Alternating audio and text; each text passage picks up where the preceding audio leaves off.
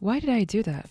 So today we are in for a treat because I want to speak about the sudden wave of wonder I had when I rediscovered the My Steel Boutique games on my DSi and 3DS.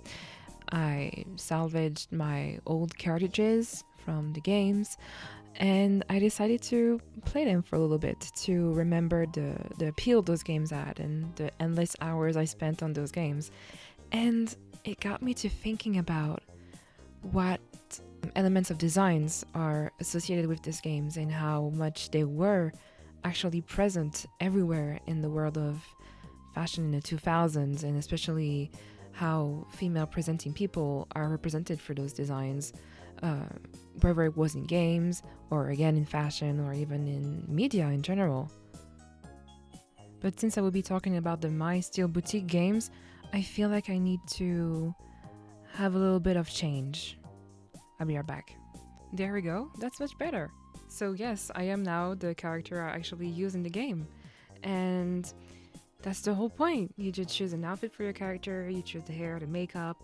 And here it's a modernized version, to be completely honest, because I used to play with a character that looked way different. And let's say that the fashion sense was really settled in the era I was playing in.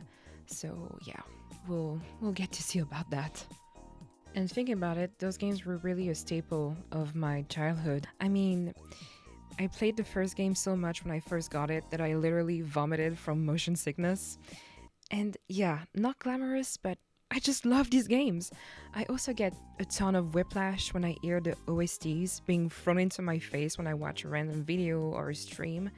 And man, when I think about those games, I'm just being transported back to simpler times when the first Lady Gaga CDs were blasting through the car speakers and I was just in the backseat during a road trip trying my best to beat down every other contestants of the fashion shows. And looking back, this contest system is rather similar to the hit Roblox game Dress to Impress.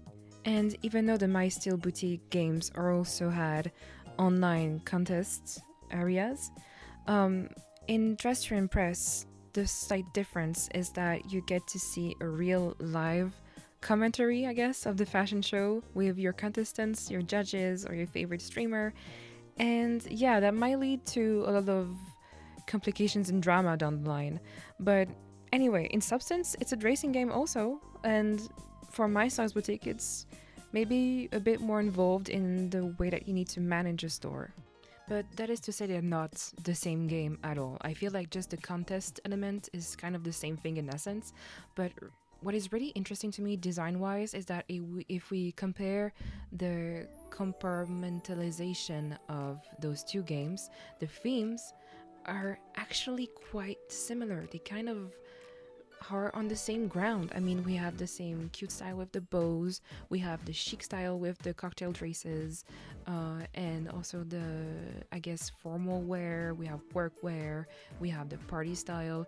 And even though the Dress to Impress themes are more relatable to society as it is now, I feel like we can really draw some strings between the themes that are also present in the Style Boutique.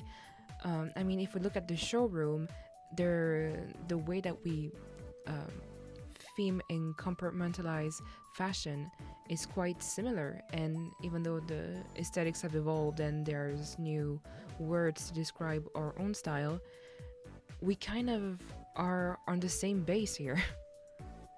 And honestly, that is crazy to me to find common ground between something that looks like what's on your screen right now and Roblox. I mean, Roblox has a very specific style. It's its own thing basically, and My Steel Boutique as well. And it's really cool to see that we can find some link between those two things.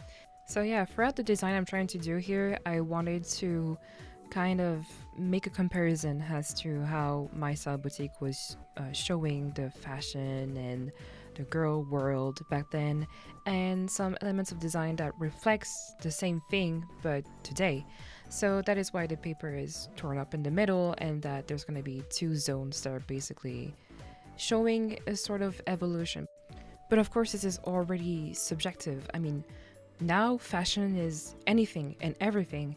So, I just wanted to focus on design elements, on things that were recurring, uh, and just put all of this essence on two different sides of the paper, and not to draw any conclusion or show an evolution. It's just I wanted the two different styles to confront and be up against each other. But now onto the My Steel Boutique games and how they work and what they actually are. So in total, you have four games that are from the same series, but they do not continue between each other. And I know there's a bunch of different names to actually call the same type of game, but I personally had the My Style Boutique version when I know that in the English speaking world it's called Style Savvy, which is why I put the title on the design. And basically every game has the same premise. You get to be in charge of a fashion store, whether it's because your boss just trained you enough for you to have it, or your old boss is leaving you the keys to the place, or your uncle is leaving you the keys to the place. But yeah, now that you have your own fashion boutique, even though the people who gave boutique to you didn't give you a lot of choice to beginning with, you need to take on your first clients. You need to put up mannequins in the window. You need to get familiar with the showroom.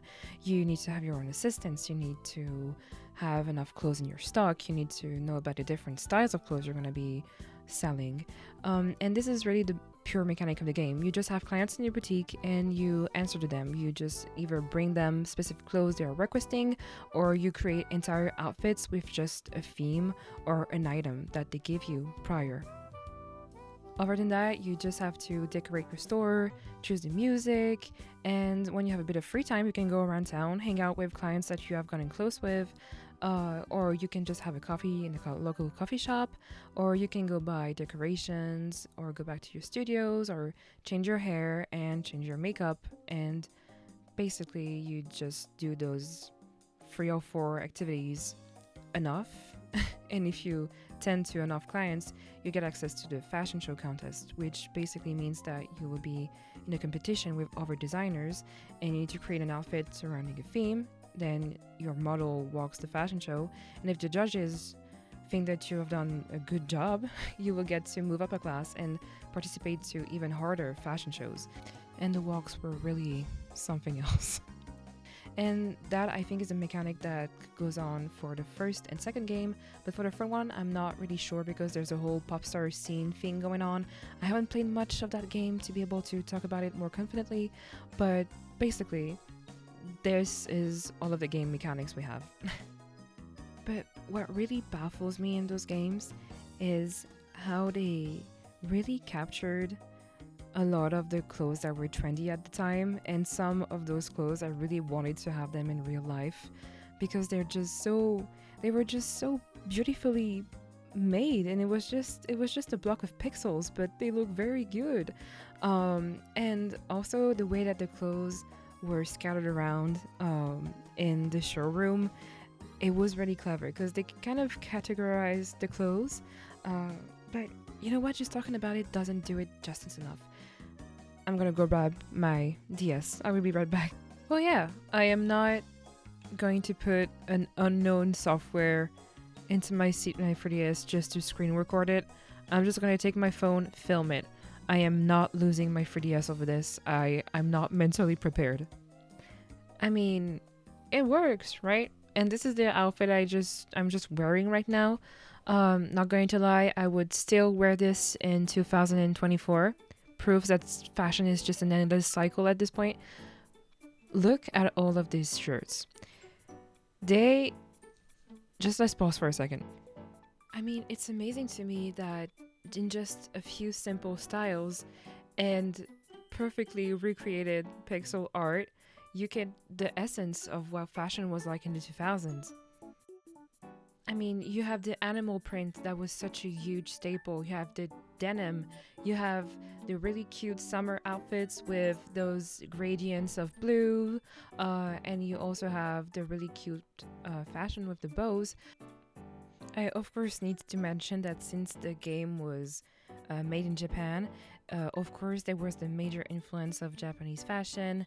So, in the game and in the showroom, I will show you that there were a representation of Gyaru style, of Lolita style, and of course of goth style as well.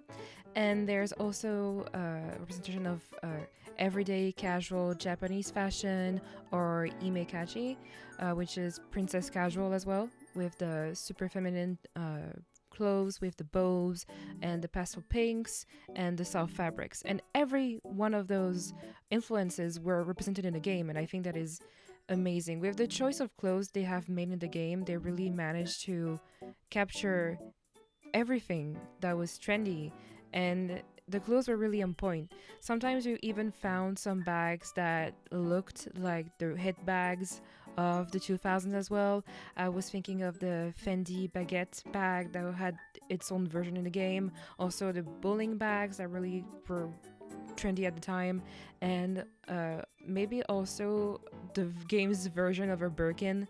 The game had it all. Really, they made a wonderful choice with the selection of clothes they had, even though between each games the clothes didn't change that much, because it kind of kept going round and around at some point, because you could find the same shape of clothes throughout different games. But with the first two ones, I think that they really hit the nail with what fashion was like at the time, and it really, playing it now, it really stands the passage of time. Maybe the only exception to this wonderful selection of clothes is the shirt that says Leap of Faith. I mean, seeing this shirt alone makes me want to have an anxiety attack. So, yeah, only exception. So, now if we head into the showroom, I will show you that each floor has actually stores that refer to a specific style of clothing. So, here on your first floor, you have everything that is basic and everyday. Second floor, you have everything that it ranges from streetwear to Lolita and goth and punk. And on the third floor, you have everything that is more classic and feminine. And I guess just to finish off, I will show you one picture of what my character used to look like in the game. Please, no judgment. Tie-dye was in 2015, and as well as those denim tops and those lace skirts. So yeah, just proof again that the game manages to have fashion that settles in the era it was in, and even a bit after. And yeah, so now that I showed the side of the style savvy inspired graphics, and how the game work, and how all of the games of the style savvy franchise really captured the essence of what fashion was like in the 2000 and 2010s, I am going to focus on the other side. And on this side, I tried to take out and put together graphical elements that are more popular and present in how one may portray itself nowadays, and how brands might advertise their clothes with. So here you will find some glitched out elements and some pixelated or even broken screen textures on the right side. Then on the bottom, I try to use those neo-Gothic fonts that are very, very popular. I mean, any Instagram store or any pop-up store or any thrift store has this sort of 3D made using Blender, Chrome like neo-Gothic font that is very, very nice. I will admit I am very fond of those types of font. And I also use in the background a lot of paper textures, because there's really an appeal now of using real life materials, but using them with a scanner and just reproducing the same texture we're getting in real life, but in an online form or in a graphic form. And also I use a lot of again, the chrome texture and the multi-colored surfaces that are very shiny and very popular and very in any illustration or graphical element also today. And to put against, not really against, but to put also a character on this side, I use this wonderful illustrators characters which are the Peach Riot characters that are the very, very famous little figurines you get at Pop Mart. And they're done by Libby Frame.